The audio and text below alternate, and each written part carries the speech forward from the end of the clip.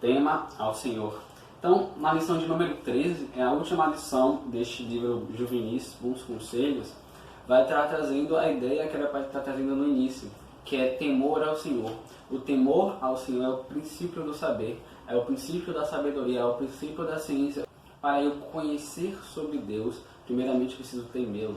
Está baseado em Provérbios 8,13, que é muito interessante, que diz assim: o temor do Senhor é aborrecer o mal, a soberba, a arrogância e o mau caminho, e a boca perversa aborreço.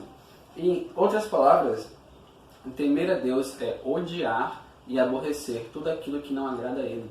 Percebam também que ódio é um sentimento que é no nosso interior.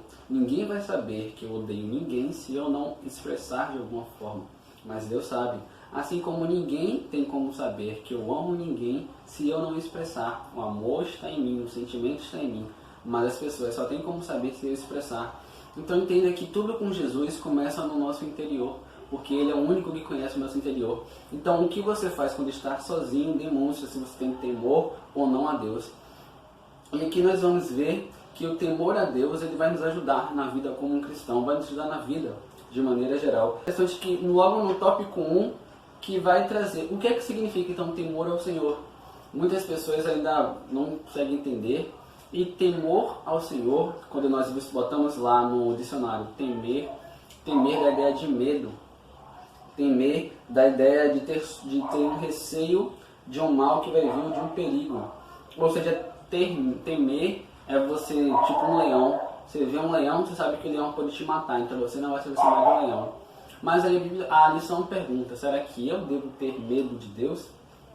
E eu respondi sim, mas aí nós precisamos entender o que é este medo. Porque o relacionamento com Deus não pode ser baseado no medo, porque no perfeito amor não há medo, ou seja, se eu tenho medo de Deus, não tem como eu servir. Imagina que você gosta de nadar, mas você sabe que na praia tem um tubarão. Você não vai conseguir nadar sabendo que tem um tubarão. Você não vai conseguir se esforçar sabendo que um tubarão pode vir te matar. Você não vai conseguir servir a Deus com medo de a qualquer momento ele te levar para o inferno. Muitos avivalistas, por exemplo, John Wesley, tinham esse medo de perecer no inferno. Como é que eu vou servir a Deus sendo que qualquer pecado que eu cometa, eu acho que ele vai me lançar fora? Não tem como, porque eu sou imperfeito, eu vou pecar. Então, se eu viver com esse medo de que Deus vai me jogar no inferno por qualquer coisa, eu não vou conseguir viver, eu vou me esconder numa caverna. Então, temer a Deus não é ter medo. Temer a Deus é ter medo com respeito. Sabe a sua mãe? Você ama a sua mãe, mas você tem medo. Se sua mãe falar que não, é não. Se ela diz que sim, é sim. Você teme a sua mãe, você respeita ela. Mas não porque ela vai te expulsar de casa, não porque ela vai te bater, mas porque você tem um respeito, você tem um zelo por ela. E Deus ele é um pai zeloso. Quando Deus nos corrige é porque Ele nos ama. Então, o conceito de temer é um respeito com medo, aquele respeito que nós temos pelas pessoas. Não porque ela pode te bater, te matar, mas porque você respeita a pessoa, você sabe quem é aquela pessoa. Mas o temor com o Senhor é diferente, porque você se coloca na posição de servo, de pó, de homem pecador, e Deus é santo, é puro, é poderoso, então é diferente. Então você tem que respeitar, tem que prestar reverência, louvar a esse Deus todo-poderoso. E a lição agora, ela vai trazer a parte prática do temor ao Senhor. Ela diz assim: na prática, quando a gente teme a Deus, a gente não pratica a mania de se achar superior aos outros, que é a soberba. Você se acha superior aos outros? Será que você é mesmo? Quando nós rejeitamos o estilo insolente, altivo e orgulhoso de vida, a arrogância. Aquela pessoa arrogante que ainda se acha melhor do que os outros, não teme a Deus. Quando nós ignoramos o caminho mal da sensualidade e dos golpes e etc.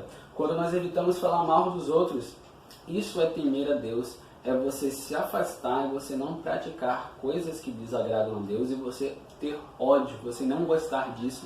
Percebam que não é só você não fazer, é você não querer fazer. Isso muda tudo. Eu posso, por exemplo, ser um homem racista, mas se eu nunca, de alguma forma, deixar claro que eu sou racista, você nunca vai saber. Mas se eu, por exemplo, xingar um negro, se eu bater em uma pessoa negra ou uma pessoa branca, tanto faz, aí é racista. Mas se eu nunca falar que eu sou racista, ninguém nunca vai saber, mas eu vou continuar sendo. Então percebam que o sentimento que há em nós, que ninguém vê, que ninguém sabe, ele diz muito sobre nós, diz para Deus, porque papai não viu, mamãe não viu, mas Deus está vendo. Então a sua vida vai mudar quando você ter essa percepção, que a mudança começa dentro. Então, a Bíblia vai dizer que Deus vê tudo, o oculto, o secreto, Ele vê todas as coisas. Então, a sua vida muda quando você para e pensa, Deus está vendo, então o que eu vou fazer? Deus está vendo. Deus está vendo tudo, Ele contempla tudo. Um dia vamos ter que prestar contas, então isso é temor, você se importar e você saber que Deus está vendo. E se Deus está vendo o que eu estou fazendo, e se eu sei que Ele não se agrada daquilo que eu estou fazendo, eu continuo fazendo sabendo que não agrada a Ele, eu não tenho temor ao Senhor. Então eu preciso mudar, eu preciso produzir frutos dignos de arrependimento e glorificar, e me arrepender, e me humilhar perante Ele. Este foi o tópico 1. Agora, no tópico 2, a lição traz que o temor ao Senhor, ele conserva a nossa vida. E é muito interessante, a lição traz aqui a parte muito prática, que diz assim, o temor do ímpio virá sobre ele, Provérbios 10, 24.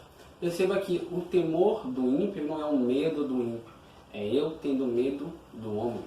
E é totalmente diferente de eu ter medo de Deus, porque como eu sei, como você sabe, Deus morreu por nós. Em Efésios 2, 4 vai dizer que Deus ele é rico em misericórdia e amor. Deus é um Deus de graça e de misericórdia.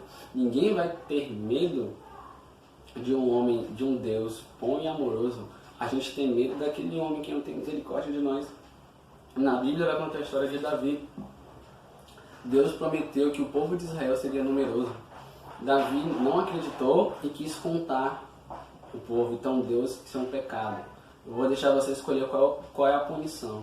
E Deus deu 3 punições para Davi. Davi falou, eu quero essa punição porque é melhor cair nas mãos de Deus do que cair na mão de homem, porque Deus é misericordioso.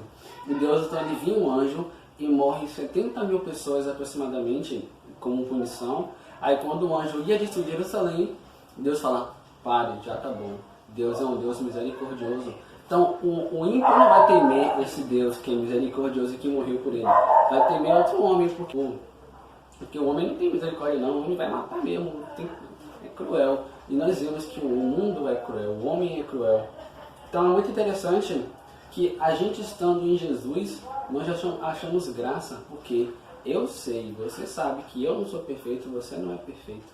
A gente vai pecar, mas Deus perdoa. Se a gente se humilhar, se a gente buscar, Ele perdoa. Deus não vai, sabe, se você está trabalhando e você chega atrasado porque o ônibus quebrou e tal, você sabe que você pode ser demitido.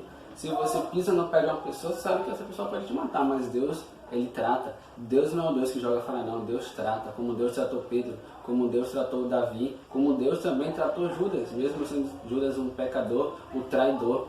E aqui é muito interessante que a Bíblia, a lição traz assim, temer a Deus conserva a nossa vida. Mas como assim? Aquela pessoa que anda nos caminhos de Deus vai evitar confusão, vai evitar bebida, vai evitar pornografia, vai evitar roubo, vai evitar sequestro. Então perceba que a pessoa que serve a Deus, que é muito vista como bobão, como besta, vai se afastar da maldade. A maldade nos mata. Sabe essas pessoas que enchem a cara, faz o quê? Pega o carro e atropela? Aí a pessoa que atropela não tem tanta culpa assim, mas a pessoa que enche a cara, pega o carro e atropela outras, ou acaba morrendo, que vai brigar. Então, se você teme a Deus, você se afasta do mal. E aí sua vida é conservada, porque você vai viver uma vida na presença de Deus. A morte vai chegar, a morte vem. Mas quem teme a Deus tem a sua vida conservada. E todo aquele que crê em mim, ainda que morra, viverá. Para finalizar, tópico 3, vai falar que o temor do Senhor é fonte de vida. E é muito interessante que quando você confia em Deus com toda a sua vida, você se entrega totalmente, você passa a viver por Ele. E você, até mesmo nos momentos de dor, você vai remeter aquilo que Deus é o nosso refúgio, é a nossa fortaleza, é o socorro bem presente na hora da angústia. Nele nós podemos confiar. Deus é a nossa proteção. E quem teme a Deus tem essa certeza, porque a gente anda nos caminhos dele. E é muito interessante que a lição também traz esse pensamento. Quem teme a Deus não quer ser igual ao mundo. Aquele síndrome de Asaf de querer ser igual ao mundo. Entenda comigo, porque eu, que sou um homem imperfeito, vou querer imitar as práticas de outro homem imperfeito, que provavelmente imita outro homem imperfeito, quando eu, imperfeito, posso buscar imitar o único perfeito. Uma reflexão muito interessante que diz assim: Quantos amigos seus, quantos colegas seus, ou até mesmo você, não estão neste caminho de maldade, de encher a cara, pornografia, roubo, uso das drogas? Quantas dessas pessoas, hoje, onde é que elas estão? Estão mortas? Estão presas? E aqui a lição diz assim: hoje é o dia da mudança. A Bíblia diz em Hebreus que quando você ouvir a voz do Senhor, não endureça o seu coração, é chegado o dia da salvação. E o dia da salvação é hoje. Então, perceba aqui com Deus, enquanto Jesus não voltar a tempo, entenda o negócio.